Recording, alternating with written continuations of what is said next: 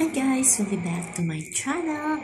Ito na nga, na-surpresa mga bata sa ABC Cup ni Alyssa Valdez. Nag-surpresa ni Alyssa ang mga munting bata nag-training ng volleyball.